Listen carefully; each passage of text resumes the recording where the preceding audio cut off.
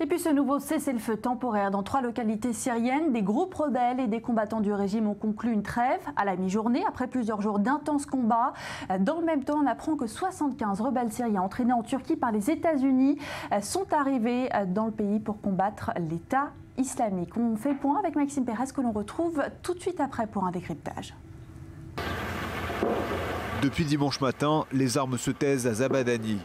Dans cette ultime bastion rebelle à la frontière syro-libanaise, un nouveau cessez-le-feu a été instauré et pourrait être cette fois permanent, selon Mohamed Abou Qassam, l'un des principaux médiateurs impliqués dans les discussions entre rebelles et forces pro-régime.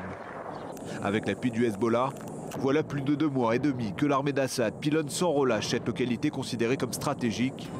En réponse, une coalition de groupes islamistes bombarde Foua et Kafraya, 2 villages chiites dans la province d'Idleb, dernière poche de résistance du régime. Ces derniers jours, 9 attaques à la voiture piégée y avaient été perpétrées, dont 7 menées par des kamikazes appartenant à l'armée de la conquête. À Zabadani, les tractations avaient jusqu'ici échoué devant le refus de Damas de libérer plusieurs milliers de rebelles détenus dans les prisons du régime.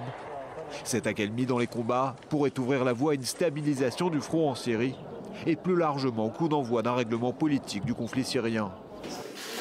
En visite à Londres samedi, le secrétaire d'État américain John Kerry a réitéré que le président syrien Bachar el-Assad devait partir, précisant toutefois que le calendrier restait à déterminer dans le cadre de négociations.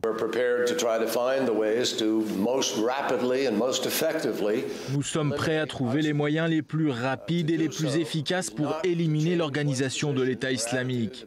Pour ce faire, ce n'est pas la peine de changer les positions ou les attitudes envers Assad et envers ce qu'il a fait à son propre peuple sur les crimes qui ont été commis dans la région.